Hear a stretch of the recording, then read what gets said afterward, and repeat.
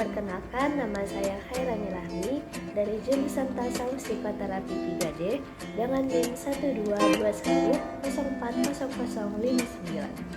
Di video kali ini, saya ingin menjelaskan sedikit materi mengenai sistem endokrin atau sistem hormonal untuk memenuhi tugas mata kuliah anatomi dan fisiologi. Untuk lebih jelasnya, let's check it out.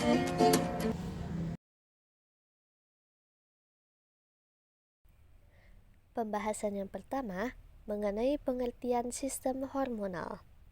Sistem hormonal juga sering dikenal dengan sistem endokrin. Hormon berasal dari kata hormone yang berasal dari bahasa Yunani, berarti menimbulkan atau menggerakkan.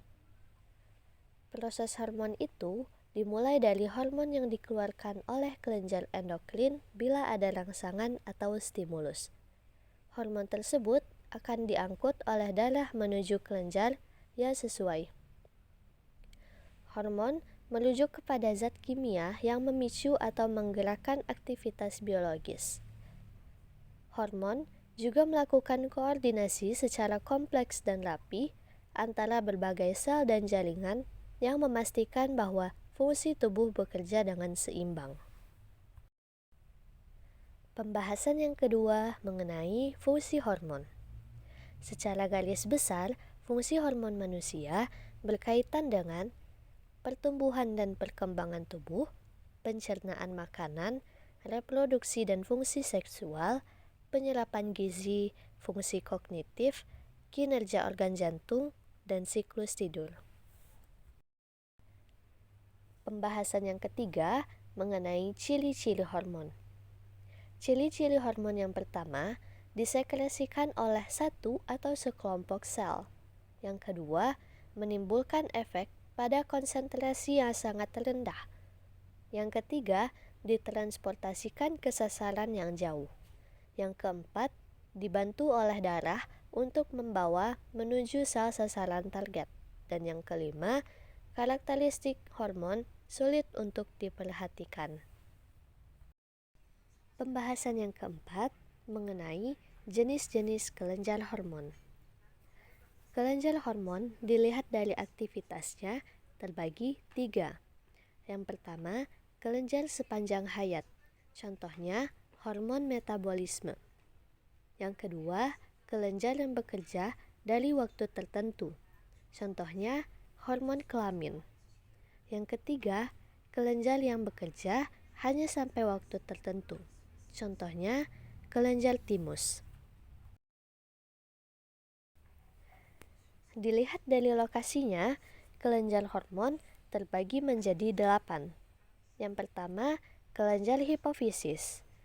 Kelenjar hipofisis melekat di bagian dasar hipotalamus dan menghasilkan hormon pertumbuhan, hormon tirotropin, hormon adrenokortikotropin, hormon prolaktin, hormon MSH, dan hormon ADH. Yang kedua, kelenjar tiroid atau kelenjar gondok. Kelenjar tiroid terletak di bagian depan leher, menghasilkan hormon tiroksin, hormon tridontitronin, dan hormon kalsitonin. Yang ketiga, kelenjar paratiroid. Kelenjar paratiroid berada di belakang kelenjar tiroid, menghasilkan hormon paratiroid atau PTH. Yang keempat, kelenjar adrenal. Kelenjar adrenal berada di bagian atas ginjal dan menghasilkan hormon mineralokortikoid, glukokortikoid, adrenalin, dan noradrenalin.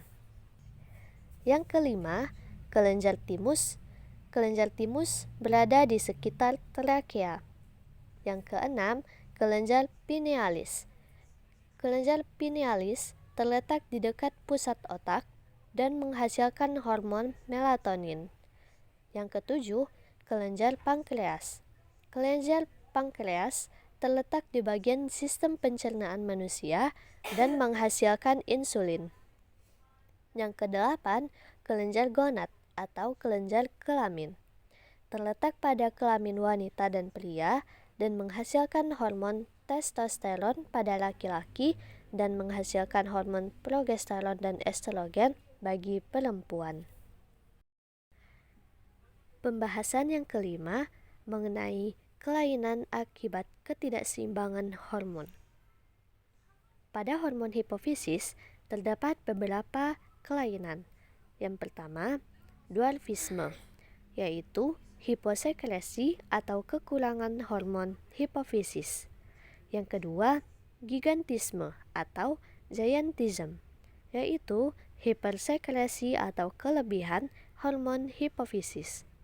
Yang ketiga, akromegali, yaitu hipersekresi hormon hipofisis. Pada hormon tiroid terdapat beberapa kelainan. Yang pertama, Graves' disease atau morbus Bestow, yaitu hipersekresi hormon tiroksin. Yang kedua, kletilisme atau kerdial, yaitu hiposekresi hormon tiroid. Dan yang ketiga, myxedema, yaitu hiposekresi hormon tiroid. Pada hormon paratiroid terdapat beberapa kelainan seperti hiperparatormon, yaitu hipersekresi hormon paratiroid. Dan yang kedua, hipoparatormon, yaitu hiposekresi hormon paratiroid. Pada hormon pankreas terdapat kelainan seperti diabetes tipe 1 dan 2 disebabkan oleh hiposekresi hormon insulin. Pada hormon adrenal terdapat kelainan seperti Cushing's syndrome, yaitu hipersekresi hormon adrenal. Dan yang kedua, Addison's disease, yaitu hipoglikemia atau menurunnya kadar gula. Pada kelenjar gonad terdapat kelainan hipogonadisme. Dan pada kelenjar timus terdapat kelainan seperti hipolapsia timus, hiperlapsia timus, kista timus, timoma, dan lainnya. Oke, sekian materi yang dapat saya sampaikan. Kurang dan salahnya saya memohon maaf, and see you, bye-bye.